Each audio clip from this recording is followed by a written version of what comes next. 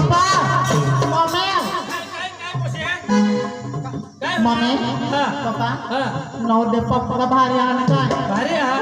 पक्का बेसा केळीनाचं खांब टोकोचं नाक आणि काही भारी देखायचं होतो म्हणजे तुझी पसंत आहे होय आता पप्पा आता पहिला मागणा आणा तर तो मी करीत सांगून लागल तर तुमची खुशी असं का होय पण आमची खुशी तर काय नका तू वरू ना दिसा ना तर काय नाही पप्पा तुम्ही जिथं सांगताल तिथं माहितीला तयार आहे